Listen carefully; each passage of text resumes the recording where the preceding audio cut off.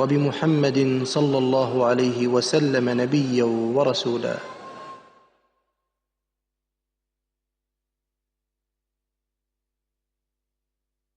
In the heart of Cambridgeshire, this is Salam Radio.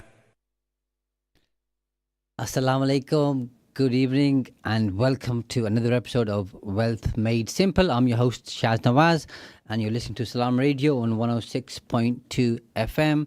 Today's topic is all about creating a second and additional income, and it's all about also talking about how you can buy a business without using any of your own money. So if you want to get in touch and ask any questions on that, you can call us on, I say us, you can call me on 01733 602 133, text on 07411 191 062, or comment on any of the live stream apps, which are Facebook, YouTube, X, or Twitch. Kieron isn't with me today. He has another engagement, so you're going to have to bear with me this evening. So this week on Wealth Made Simple, I am talking about how to create a second or additional income and the importance of it. And then I'll also share with you how you can buy a business to create that second or additional income without spending any of your own money. So to start off with, let's talk about why a second or additional income is important. And I'll start off talking about why one income alone is a dangerous place to be, even though most people are there. So let's talk about having a business. So let's say you've started a business, or you have an existing business. Whatever the business is, it doesn't matter. Relying on that one source of income is always dangerous because that business could go wrong. In fact, I've said for many, many years, the number one in business is the most dangerous number. So being over reliant on one employee, on one income stream, on one client, customer, patient, tenant, and relying on one particular product or service that you're selling is dangerous because, and I use the word dangerous on purpose, because if that were to go wrong, then you're in big trouble. So let's say you rely on one key employee. Well, if that employee falls ill or sick, decides to leave, or something else happens, how is your business going to function? Well, the answer is with huge difficulty. That's why we all need to make sure that we diversify the risk so it's spread over a number of people or entities or sources. The same applies to when I talk to some business owners who have one significant sized client or customer, and let's say they contribute 25% of their income. And when the going's good, by the way, the going's really good, but I've seen this a few times in business now, where that relationship ends. And then what happens is losing that huge chunk of income has a massive strain on a business. So somebody's, let's say, just bought a new warehouse or a new offices or new premises. They've employed more people. They've set up the resource, the infrastructure, because they've got this large client who's bringing in a significant amount of revenue. Well, when you lose them, and if you lose them, and you will lose them because clients and patients and customers come and go, that's just how business is. When that happens, all that extra resource and infrastructure that you've created is going to cause you massive cash flow problems in the short term, because now you've taken on the extra employees, you've got bigger premises which you need to obviously keep going, and if the additional income isn't coming in and you've had a huge hit on the top line and obviously the bottom line, then you won't have the cash flow to be able to keep that going. You won't be able to sustain it. So that's going to cause you huge problems. The other side of that, of course, is when you have one big client or customer or patient, then your independence is at risk, because you're more likely to do things for that one entity than you would be for any other customer, client or patient. So you're going to go out of your way to try and keep them happy. You might push the boundaries sometimes, depending on the type of business you're in, to do more for them. So you kind of become beholden to them without sometimes realizing. And that isn't a good place to be, because owning your own business, and part of the reason why you own your own business, is to have a certain amount of freedom. That doesn't always happen in reality, by the way, but that is one of the key factors. Most people like to be self-employed. And the kind of stunning joke most people make once they've been in business for a while is the only reason that they work for themselves is because nobody else would employ them. And they're absolutely right, because they've picked up certain habits in terms of their working hours, how they run their business, how they do things. For them to now change that, to be told by somebody else what to do, is a difficult transition. And most people will obviously not want to do it. And that's why the number one, or in business, is a big problem. And like I've said, I've seen it go horribly wrong a few times, and that's then cost businesses a lot of stress, time, money, and sleepless nights over many, many months, sometimes years. Because let's say you're turning over £1 million, and you have one particular client who gives you £250,000, 25% of your income. And by the way, it doesn't have to be 25%, could be 10, 15%, could be more than 25%. But if it's a significant number, and you lose that particular client, and using my earlier example, you've just taken off £250,000 from your top line. And let's say on £1 million, if you're making £250,000, let's call it £200,000 profit, so 20% net margin, losing that £250,000 of turnover, depending on whatever your gross profit margin is, and let's say the gross profit margin is 60%, that's 150 grand. You've knocked off 150,000 pounds from your bottom line. So you're making 200 grand profit with the client, that particular client. You're making 50,000 pounds without that client. A huge, huge difference, which isn't worth the risk. So as kind of appealing as it may be, when you take on a really big client, bigger than any of your other clients, to take them on, you need to be sure that that works for you. So once you've taken on the first one, by the way, you might want to target other bigger clients. So there's no one particular client who is significantly bigger than all the others. That's one way to do it. Or the second way, maybe just to decline and say, we deal with clients, and using the example of the £1 million turnover, let's say the average fee is £10,000 per client. So £10,000, £15,000, £20,000 income you might be comfortable with. Going over that figure, you might say, this is getting a bit too much for us. So look at your average fee base and then base it on that. Don't just look at the shiny pound notes and think, I'll take this client on and I can manage them. And by the way, when you have a client which is bigger than your other clients, their needs tend to be different. So if you're dealing with smaller size clients, you're probably not cut out to be looking after them and servicing them, because you don't have that size of client in your client base already. So I would urge you to move with caution on that. Now let's move on to having a second and additional source of income and why that's important. See, most people are employed or who are self-employed, and of course, Wealth Made Simple is not just focusing on people who are self-employed. We focus on people who are employed as well. Anybody out there in the community who is looking to create wealth. And wealth, like I've said and Kieron said in the past, has different meanings to different people. And it's not just about money, although money obviously helps you to achieve some of the things that you want to do to make a bigger difference.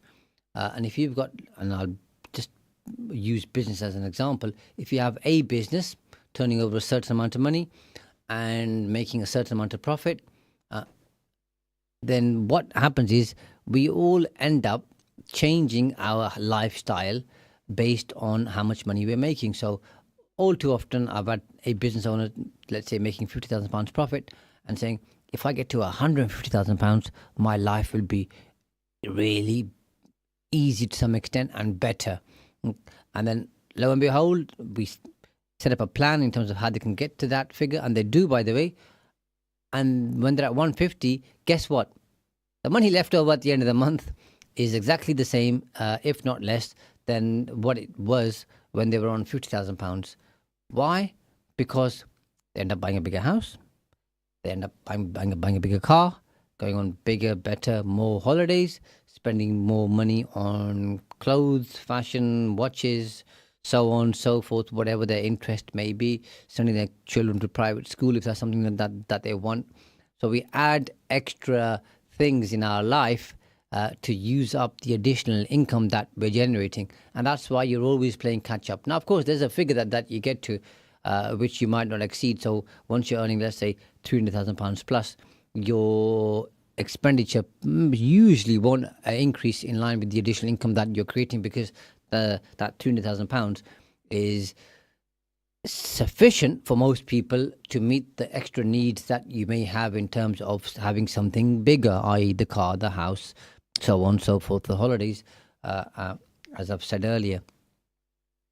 But until you get there, your cost will increase. So just thinking if you have an extra 10%, 15%, 20%, 100% additional income using the £50,000 example I've shared isn't going to solve any of the issues that you think it's going to. It's going to help.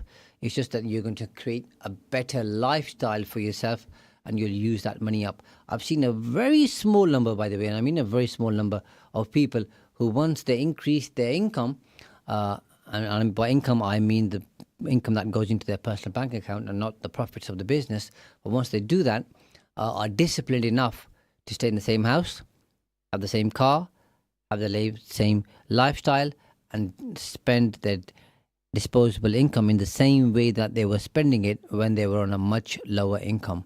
Most people can't resist the temptation to have bigger and better, whatever that may mean.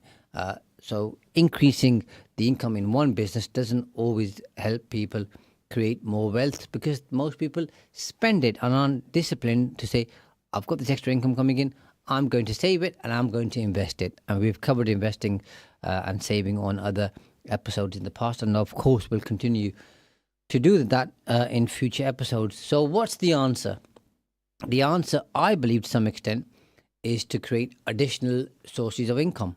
So now you've got the £50,000 business I've talked about, you've improved it and it's gone to £150,000, and then you should be thinking about, okay, how do I create a second and additional source of income, whether that could be some form of investment income, i.e. Buying property or other assets which will generate you income, or buying a business, an additional business which generates you further income. Because once you do that, and let's say the investment that you make gets you a second business, and the second business is generating £75,000 profit, now you've got 150 from your first business, 75 from your second business, you've got £225,000 which is coming into your pocket, and you can see now it's starting to make a bigger difference. And through that you can then obviously leverage the profits you're making, and you can scale up your business. Now sometimes people will ask, do I continue expanding in the same business that I have, or shall I open a different type of business? So let's say your first business is that you're a dentist, and the second business is you might want to open a care home. So people say, should I go into the care home business, or shall I scale up my dental business? That's totally up to you, by the way. You decide what you're comfortable with. There's a huge benefit in scaling up in the same sector, because it's known to you. You have the experience, the knowledge, the expertise, the know-how. You've lived the pain. You've seen how that business works. You dream, breathe, sleep, eat that type of business. You know how it works. So if you're comfortable doing that and having a second office or base in a different city or area, that works fine too. Or if you're saying, I'm in this business, I've seen it, I don't really like it as much as I used to, I think diversifying and having a different type of business will keep me energized, keep me entertained, keep me engaged, keep me enthusiastic, then you can do that. That's totally up to you. And a bit later on, I may cover the benefits of scaling up a particular business and how that can benefit you in terms of having a large exit. Because a lot of people think of their business in the sense that when they come to retire, either their children, if they have any, will take over the business, and other times they think, I will look to sell. The bad news is most small business owners don't end up selling their business because it's not worth much. and that's because the profit it's making, once you take out the owner's salary, which nobody ever does, by the way, usually, because they either tend to be on a very small salary if they're running a limited company, and historically that's been the case, and the rest is taken as dividends, or if they are obviously a sole trader partnership or a limited liability partnership, they're just taking out drawings. Their net profit isn't after their salary cost per se, other than obviously the limited company where they have a very low salary. So once you make the owner's salary adjustment, then for the really small businesses, there isn't that much profit left over.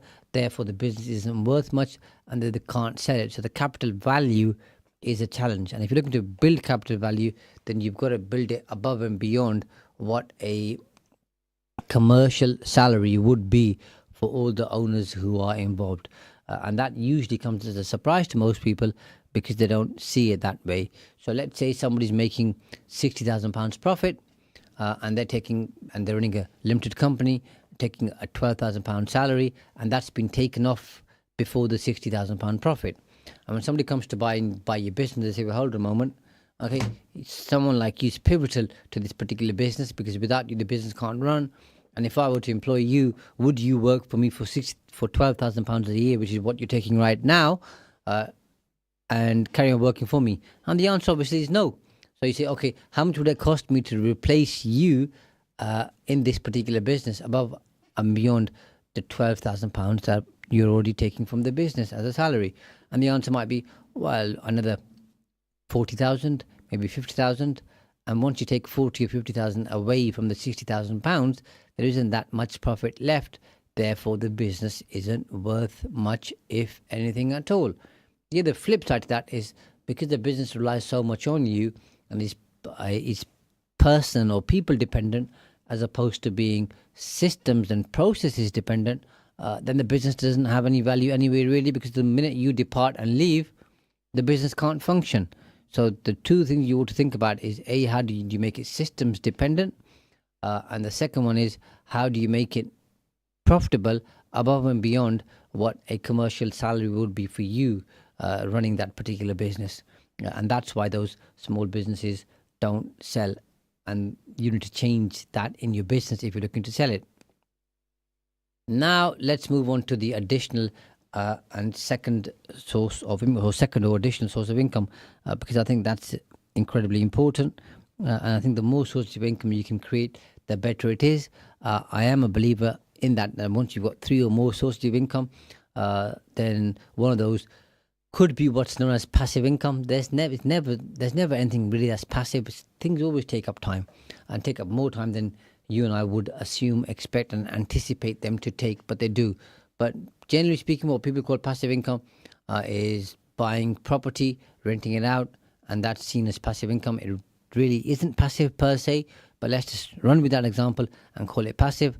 So you want 2 forms of income, which are some form of trading, buying, selling, etc., some type of service. And the third one then could be passive, so or as passive as it can be, semi-passive, so it doesn't take up too much of your time, because otherwise you only got so much bandwidth, and there's only so many plates you can have spinning and so many things you can focus on. Now, of course, once you can scale up to a certain size, you can then afford to employ and take on people who can assist you with managing a business, but they don't come cheap, and the business has to have the economics there in order to be able to do that. And with the economics, then I strongly suggest, without deviating too much, and Kieron's not here, otherwise you'd have taken me down at least 2 rabbit holes by now.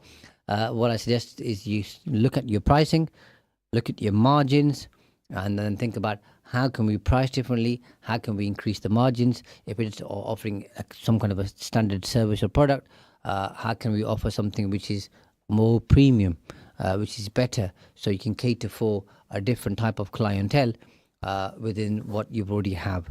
Because just having one kind of price available to the masses means you're missing out on some who want something extra. A bit like gold, silver and bronze. If you're just selling at the bronze level, some people want to buy the silver package. Well, what do you have for silver? And some people may want to buy the gold package. What do you have for gold? And silver and gold usually have a bigger margin, because you're offering more in terms of whatever you're selling, and that helps you create a bigger margin. Of course, when you're selling more to the same customers or clients or patients, then the cost of selling the additional items or services is not as much, because you're not spending that much money on marketing, and the customers and clients and patients know who you are. So the upselling or the cross-selling, depending on which way you're going, is not going to be that difficult, because you already know, like, and trust each other. So it's an easier sell where you're sharing with your, let's just call it customer for now, sharing with your customer how the additional things or that you're putting forward to them, by things I mean services or products that you're putting forward to them, are going to be of benefit to them, and how you're going to add extra value in that particular process. So I think that's incredibly important, because most small businesses, the economics are very, very tight, the margins are tight. So when there's a change in the economic climate, change in behaviors, attitudes, or there's competition that comes into the marketplace in their particular area, they suffer significantly, because they don't have the margin there to be able to withhold and withstand whatever's coming at them, be it the economic climate, inflation, or something else which is affecting them. And unfortunately for small businesses, when inflation kicks in, what they see is their costs are going up, but they aren't as quick to increase their prices to reflect the additional increase in expenditure that has taken place. So that depletes their profit margin even further. So those are some of the things that I think you ought to think about when running your business, and when you only have one source of income. Then what happens is, people have this aspiration or idea of, I could have a second business.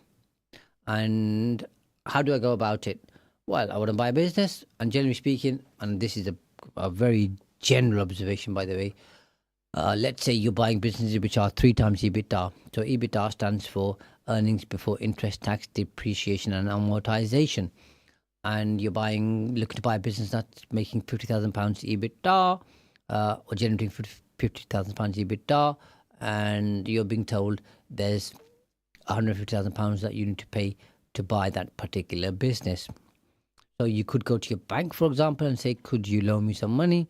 Or you can do it through joint venture partners, or you could have the cash saved up in your bank account. It doesn't matter where you get the money from. That's not the purpose of any of our episodes in terms of where do you get the money from. Where we focus more on the ideas and the strategies and the principles. But today I am going to deviate slightly by showing you that the money doesn't have to come from you. But you need 150 grand, and let's just say you use a conventional route, which is by going to a bank. Again, that's not something I endorse, but I'm just sharing it as an example. And your bank says to you, yeah, you could buy it for £150,000. We'll support that. What security is available to us? Because they want some form of security.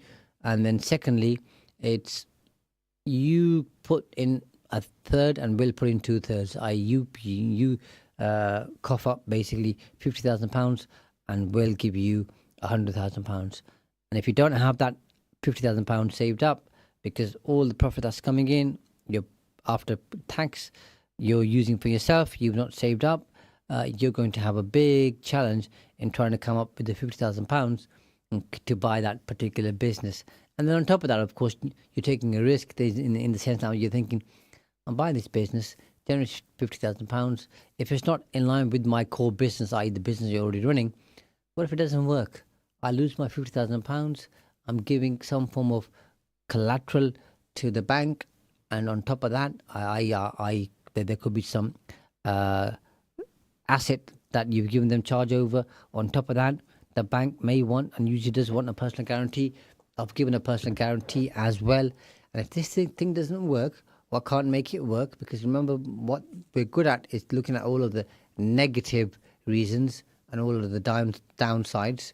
And some people are really good, by the way. They only ever look at the upside and don't consider the downside. Those are the ones who get stung the most, by the way, because they get carried away with these wonderful ideas. But let's just say you're focusing more on the downsides and less on the upside. I think, well, if this doesn't work, what am I going to do? I will have lost my 50 grand because I probably can't sell the business because I've really messed it up. I'll still owe the bank 100 grand less, whatever I've paid back in terms of repayments. I'll be further in debt. My existing business just about supports my own lifestyle and my personal expenditure. So if this thing really doesn't work out, I'm going to be in big, deep trouble. And I've got somebody, by the way, who's in that situation right now, who's talking to me, and we were trying to work our way around helping them out, where they're about to sell their own house to pay off the loans that they took from a bank because they had a particular business that they weren't able to make it work. And that's a very, very kind of sad place to be, because they put their heart and soul into this particular business and weren't able to make it work. And one of the things they said to me is, I wish I'd met you or knew about you 2 years ago, because you could have at least helped create a plan to get us around this. So those kind of things can happen in a business, and it's sad when that does happen. But when that thought comes into your mind, you'll obviously become more hesitant. And I'm going to cover that for you in the second half, how you can get around that, alongside how you can fund a business without using your own money. That's for the second half. I'll join you soon after this short break. Stay tuned to Salam Radio after this short ad break. Masterminds Tuition Academy is for your high schoolers, your something to provers, your subject strugglers and keen learners, your brave jumpers and fist pumpers. Affordable personalised learning plans are delivered through our centres in schools across Peterborough. But not to worry, we also provide online and home visits with flexible timings. Whether it is maths, English, science or 11 plus, Masterminds is a must. Find us on all socials and visit our website mastermindstuitionacademy.com or call us on 07516 166 003. Masterminds, master the matrix. At Master's Pharmacy, we put your health and convenience first. We offer free blood pressure checks and blister-packed medication. With our free same-day prescription delivery service, you can have your medication when you need it. We also offer travel vaccinations, including Hajj and Umrah, along with other services to meet all your pharmacy needs. For more information, contact Master's Pharmacy on 01733 567 208 or visit us at 303 Lincoln Road, PE1 2PH. Thinking of laser hair removal but worried about cost? Well Skin Clinic, Peterborough's #1 aesthetic clinic, offers 0% finance on courses of laser hair removal. We perform thousands of treatments using the Soprano titanium in our prestigious clinic. Virtually pain-free and suitable for all skin types, our team of aesthetic professionals can help you achieve your goals affordably. Well Skin Clinic, making life-changing aesthetic treatments affordable for all. 40 Cowgate, Peterborough. Call or WhatsApp us on 01733 555540. Do you own a restaurant or takeaway? Cater Fair is an expert supplier of new and used commercial catering equipment. Visit caterfair.co.uk for quality equipment on sale at the lowest prices, or call us on 01733 310 115 or visit us at 11 Royce Road, Fengate, Peterborough. At Cake Inn, all our cakes and slices are freshly baked for that delicious taste. At Cake Inn, we bake 100% vegetarian and halal eggless fresh cream cakes. Delicious flavoured cakes for birthdays and weddings, ceremonies and all other occasions, with free customised messages, even balloons and candles too. Order for delivery or collection from Cake Inn, 489 Lincoln Road, PE1 2PE, and your cake could be ready within 2 hours. Find out more and order online at cakein.co.uk or call 01733 496 584. We know you're concerned about heating your home in this cost of living crisis. We are too, which is why at Peterborough City Council we're doing all we can to help. Visit peterborough.gov.uk for ideas and links to help, support and advise you on ways to save energy this winter and access funds available for boiler and heating works, plus to insulate your home, one of the best and long-term ways to save on energy bills. Find out more at peterborough.gov.uk.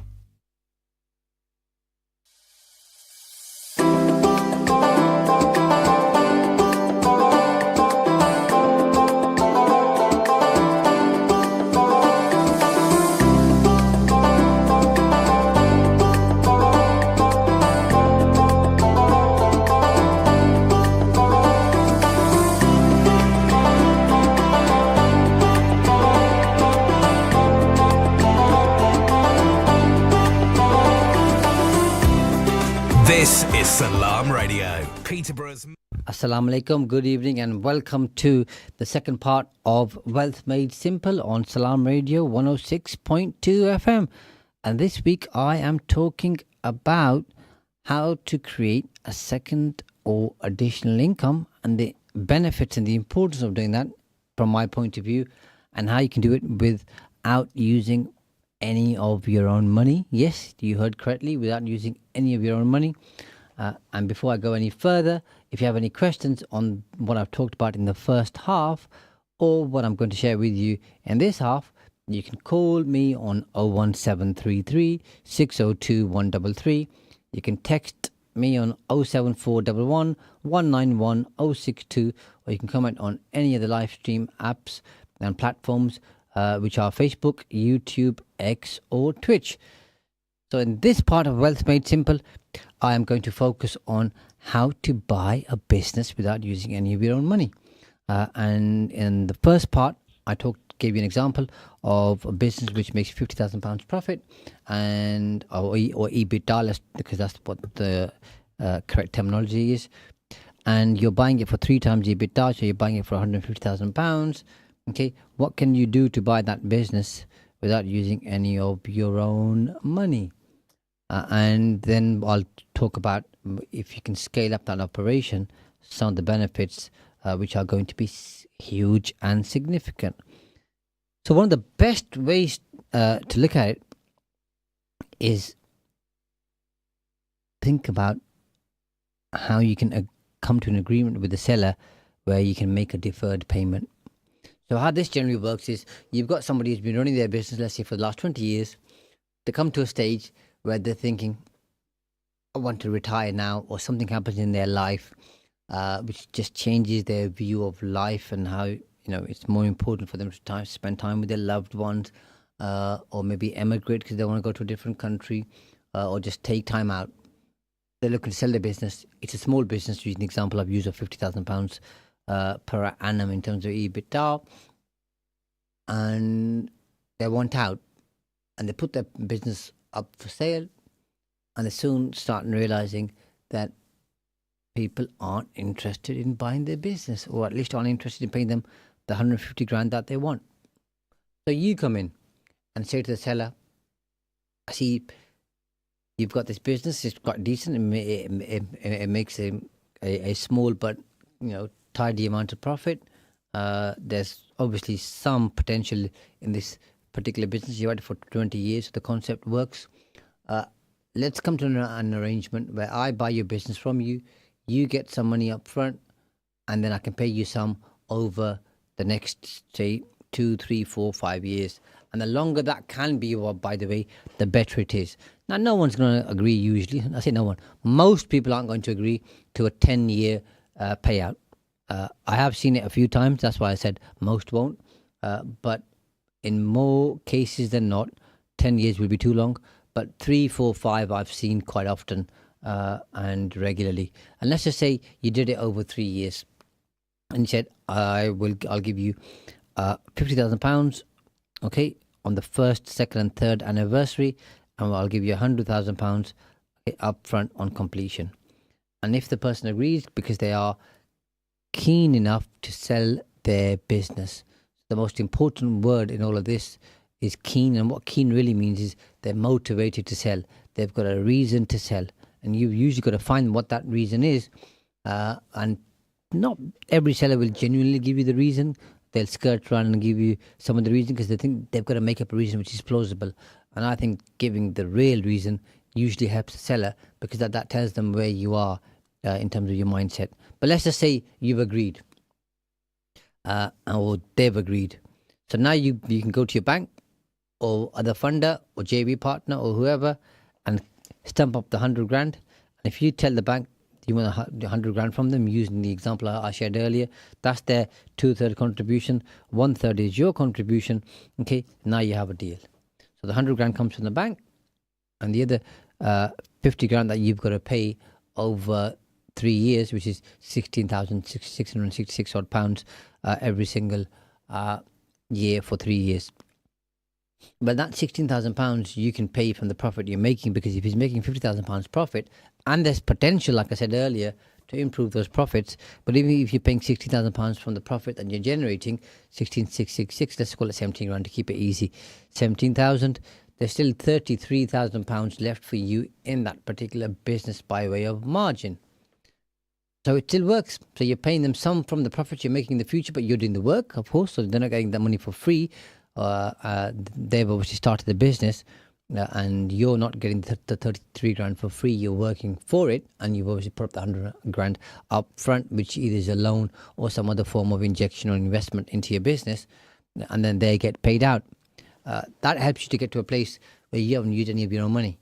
If you're really smart about it, by the way, what you're going to do is improve and increase the £50,000 to, let's just say, £70,000, okay? And from that 70, you're still paying the 17,000, which I rounded up to the nearest thousand in the example. So you're still taking the £50,000 or more profit per year, and you can service the debt and the loan if you have debt and a loan, and you can pay them their share, and you still have a profit remaining. Now, what usually happens in the real world, by the way, is something slightly different. That is the £50,000 that you've got or you're generating. Most people, unless they're really good at their business, end up messing things up. So the 50 grand, by the way, may end up becoming, say, 40 grand or 30 grand. Now, we don't want you to be in that particular place. That's very, very important. So you've got to make sure you find all the ways not to mess the business up, okay? And what I usually say to people is, if it's making £50,000 profit, I would take off 20% to say you're going to make mistakes. So unless you can, using the earlier example I shared with you, is if you're running a dental practice and you buy a second dental business, then you're less likely to need that particular margin. Although you might still, because there are 54 different factors, by the way, why two businesses in the same sector may be operating differently, from the client base to where they're physically based, to the type of employees that business has, so on and so forth, how their pricing is, where they source their goods from, so on and so forth. But let's just say, all things equal, you understand the business inside out. In that case, you won't need to have such a buffer. But all those who are going into a new business, I'd say have a 20% buffer at least, because you're going to make mistakes. You're going to get things wrong. So £50,000, by the way, is £40,000 in your mind. Now base the EBITDA at £40,000, make an offer of 120, 3 times EBITDA as opposed to 150. And then, of course, you can say to the seller, I'll give you 70 grand up front, and the 50 grand I'm going to pay you over 3 years. So you're taking less of a burden up front. And that's something that you ought to think about as well. And then if the profit were to fall by 20% to £40,000, at least you've still got it part of your calculations, and you won't be too disappointed. But I don't want you to be there, by the way.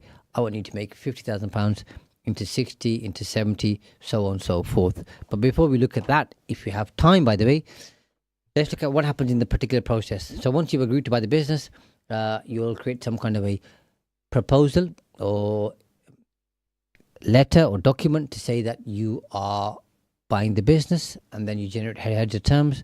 From that point onwards, you now need to do a few things. The first one is lock in the seller into some period of exclusivity. Say in the next 3 months or 4 months or 5 or 6. The longer the better for you, but it's got to be reasonable, and the word reasonable is a subjective word. What's reasonable to one person is very unreasonable to somebody else. But let's just stick with the word reasonable for now, because that's the word that's used more often than not by solicitors and lawyers. So let's say you agree a 4-month period. Make sure you lock them in, say you cannot sell this business or talk about selling this business to somebody else in those 4 months, because you're locked in. Because the last thing you want is to do all the work and the effort and the cost after 3 months, for example, they say, I found somebody else who's offering to pay me more money. So you are going to be gazumped. And that's not a nice place to be. So lock them into the exclusivity. Then what you need to do is start the due diligence. And keep it very basic. You're going to have 2 forms of due diligence, if nothing else. One is financial, where you pay an accountant to look at all the numbers to make sure that the 50 grand is the 50 grand that's been stated. Because lo and behold, what do people do is they overstate the profit, Okay, and your job is to go through those numbers through an accountant and get to the real EBITDA.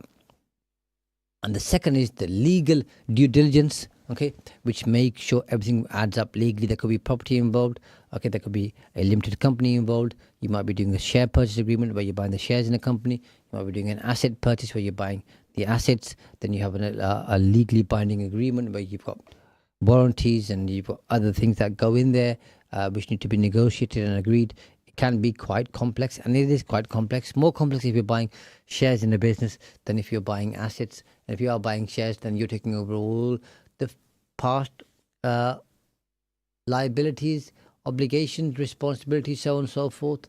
Therefore, you've got to have really good warranties to give you peace of mind. Otherwise, you may be stung with some costs which you weren't aware of. And if you don't pick them up in the due diligence process and the warranty don't cover you for it, then you're going to have to pay up for it. I've seen that as well, where people have bought businesses, didn't do any due diligence, and then somehow they end up on my doorstep and say, I now have a £25,000 tax bill which I wasn't aware of, that I've got to pay. And this has happened, by the way, that's why I'm sharing this example. How do I get out of it? You can't. You should have checked. Did you do a financial DD? No, I didn't, because my accountant quoted me £7,000 to do that. And I thought I'd save that cost. Having saved it, it's now cost them £25,000. I mean, it's not funny, by the way, but I just think, you should have done this properly, because you're buying something which is of significant cost to you and value, and you didn't do all the checks and balances properly. I mean, why wouldn't you? That's one of the first things you ought to do. So once you're going through the due diligence process, if the profit doesn't add up, by the way, that then gives you an opportunity to go back and say, look, our figures show the profit isn't £50,000, it's actually £35,000. So we agreed a multiple of 3 times EBITDA, 3 times 35,000, okay, gives us £105,000. That's what we're going to pay you, and not the 150 that you were originally asking for. Like I said, if you're smart, you'll turn the 150 into 120 by negotiating. But I'm just keeping the numbers really simple here for you to follow. If in the DD process everything adds up fine, you've made an agreement, you've got the mechanism there in terms of the EBITDA multiple, you're good to go. But quite often what you'll find is that doesn't add up. Something else which is important is sometimes sellers will tell you, I only want you to use last year's EBITDA. I would resist that and say, worst case scenario, you want to do, okay, the last 3 years accounts, which means you check the last 3 years financial. Because what people do is when they look to sell, what you'll see is if you get last year's profit or the most current year's profit, it's, let's say, £50,000. Look at the year before, it's £40,000. Look at the year before, £30,000. And if you look at all the years before that, it was always around about £30,000. And you think, lo and behold, in the last couple of years, okay, you've increased your profit significantly. I wonder why that is. Because you were thinking about selling your business and you've increased and upped your profit somehow. Maybe there's some jiggery pokery and maybe there's some genuine reason. Either which way, your job is to try and suss that out and find out as much as you can. And you can only do that through due diligence, because sellers will tell you their word is their bond and they're the most honest person on earth, and they want to sell this business to you. They started it from scratch, or their father started it, or their grandfather or grandmother or whoever started, and they want to see this business continuing and flourishing forever. Yet they'll tell you all the stories that they think you ought to hear to get the money out of your pocket into their back pocket. So I'm not saying we shouldn't trust them.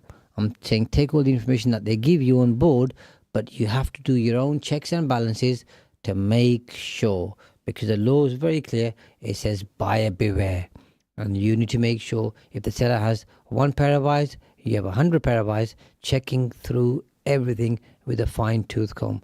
Yes, that comes at a cost, but you've got to make sure you're buying what you think you're buying.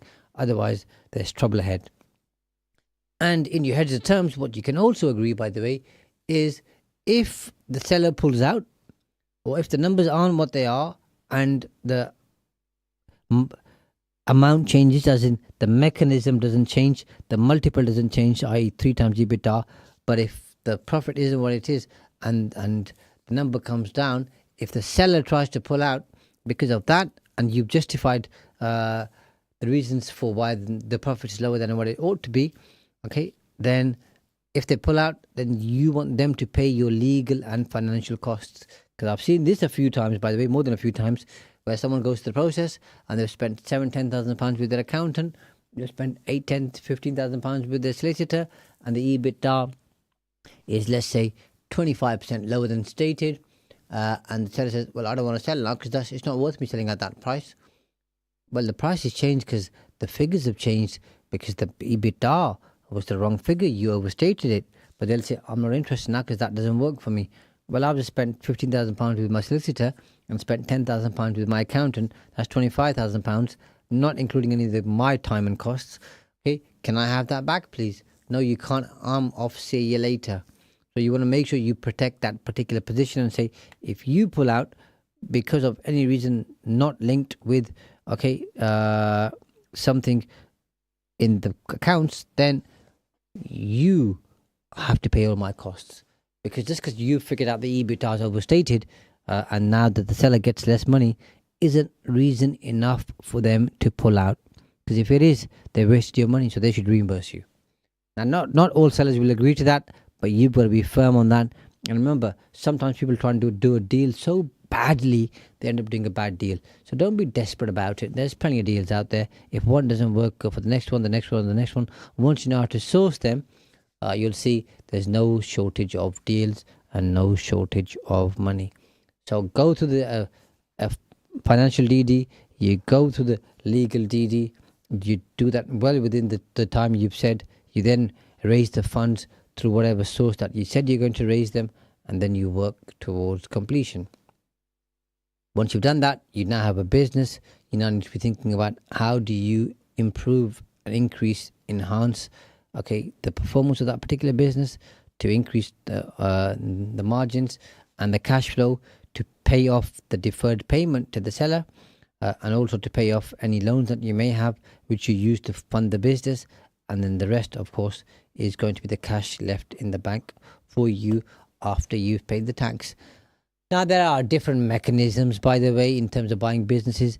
Deferred payments are one of them. There are many different ones, and if I covered all those here, it would take me a lot longer. So I've just focused on one particular one, which I've seen work reasonably well, works for a sizable amount of sellers, works for most buyers, and it helps you reach a happy medium where you don't use any of your own money.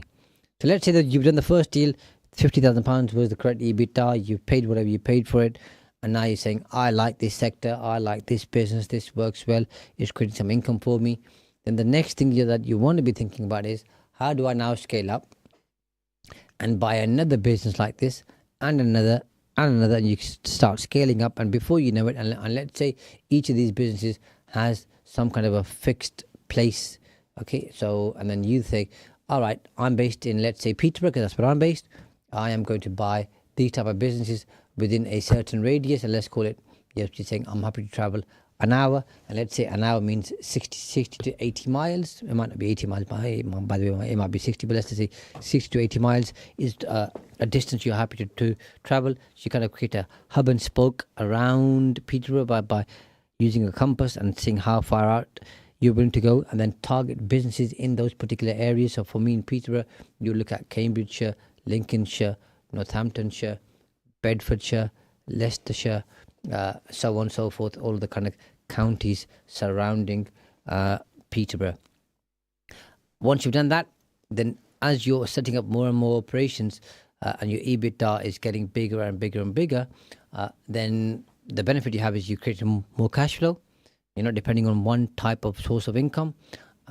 You are now generating, let's say you've got 20 of these operations, all at £50,000 each. So these aren't big businesses, but what you'll find is once you've got 4 or 5 or 6, then you'll start targeting bigger ones, i.e. not 50 grand EBITDA, 150, 200 grand plus EBITDA. But let's just stick with 50 for now. So it's 50, you bought 10 of them, you've got £500,000. You can now start to fund all future purchases yourself. So that's a nice place to be. And let's say you buy another 10 from the EBITDA from the first 10 that you're generating. So you get to 20, your EBITDA is £1 million. By the way, that's the route that I've shared with you is heavy lifting. You don't really want to buy 20 businesses to get to £1 million EBITDA. Because A, you want to improve the profits of all the ones that you buy. And B, after you bought 2 or 3, you want to buy bigger ones which have 100, 150 grand EBITDA. So you get to that £1 million quicker. Why £1 million? Because once you get to £1 million, then it starts getting interesting, because venture capital and private equity firms will be interested in funding your business. Other investors will be more interested in funding your investors. Family offices will be interested in investing in your particular type of business, which means they can give you money for a share of your business to scale it up even further. So from $1 million, you get to take it to $2 million, to take it to 3 million. Okay, so you have a big, sizable business. And the point of all of that is, as the business gets more sophisticated and it gets bigger, and you've got more operations and offices and sites, and the EBITDA increases, the multiple increases. So remember, you bought the businesses for 3 times EBITDA. Let's say you've got 20 of them now, all at 50 grand, and you've not been able to improve their profits, which is unlikely, because you're really good and you will do, and you'll find ways of doing that. And there are lots of people out there who can help you do that. But let's just stick with the 50 grand. You've got £1 million EBITDA, and you've taken no private equity or VC money or family offices money. If you sell that, the value of that is not 3 times EBITDA. It's changed now to, let's say, 10 times EBITDA. So 10 times $1 million is £10 million. So you now have £10 million potentially that you can sell your business for. You paid £50,000 for each business, and you've got 20 of them. So you paid £1 million collectively to buy those businesses over a certain number of years, and you're selling it for 10 times EBITDA at £10 million. I can say to you quite comfortably, for most people in this country, you're not going to earn £10,000 by working for somebody else. That's just reality. Look at the stats, look at the average income. Even if you're earning £50,000 or £100,000 per year, okay, if you're earning £100,000 a year, in 10 years, you would earn $1 million. In 20 years, 2 million. In 30 years, 3 million. Let's say you work 40 years in your life. If you do, you'd be on 4 million. 10 million is still a long way away on an average income of 100,000 over those 40 years. So you can see how lucrative and exciting this is. Now, of course, there's a lot of blood, sweat, toil, tears in that particular process, and you've got a lot of hard work to do. And of course, most importantly, you are going to improve and increase that £50,000 EBITDA per average office setting business. And if you increase it by, say, 50%, and it becomes £75,000 EBITDA per setting times, or per business, times 20, or business of operation, gives you 1.5 million EBITDA. Times that by 10%, although the multiple might be slightly higher, but if it's 10%, now you're on 15 million. Big difference between 10 million and 15 million. Incentive enough, I trust and hope, to have your focus and attention to help you to set that up, to scale it up. And this isn't easy, by the way, but nothing ever is easy. It is simple. And most people don't grasp this concept in terms of how it works, how to do it. They find it daunting, but I can tell you it's an exciting journey. I've been on it with quite a few different clients, and it's always been interesting. Things don't always work out as we thought, because nothing ever works as per the business plan, but it does work. There is potential. It's going to help you grow personally. You need to have a growth mindset. The end result, in terms of what you create and what you can actually generate, is exceptional. And the final result, which is exit should always be at the forefront of your business plan when you do this, in my view, is you're going to have a huge multiple, with all things being equal, okay, when you exit that particular business, which means you get a nice payout. It's a huge, significant pension, which will help you create wealth for yourself, your children, your grandchildren, and the next few generations, because when you've made that money, you can then invest it in sensible, smart ways to help you create even more intergenerational wealth. And you can see from the example I've shared with you, and I've not just tried to make it very simple for you, but I have simplified it. This can be done by anybody, anywhere. I've seen people with no experience of a particular sector, go into a sector, scale up. I've seen people who've got lots of experience in a particular sector, go in the same sector and messing up because they just weren't enthusiastic about the business. So it's not guaranteed to work just because you know more about it. In fact, usually it's less likely to work if you know more about it, because you might not be as enthusiastic. If you are enthusiastic about it, then obviously you'll make it work. And I think enthusiasm is the important word here. But don't think just because you don't know much about a particular business that you can't make it work. You'll learn very, very quickly, especially when you've taken on responsibilities in terms of paying people off, in terms of debt and having a deferred payment. But it does work. It can work. You can make it work. It's a fantastic second, third, additional source of income, and the journeys are phenomenal, and the end result, of course, the EBITDA multiple is great too. So those are some of my thoughts for you for this week. Until next week, take good care of yourselves and see you next Monday, same time, same place. Stay tuned to Salam Radio after this short ad break. Are you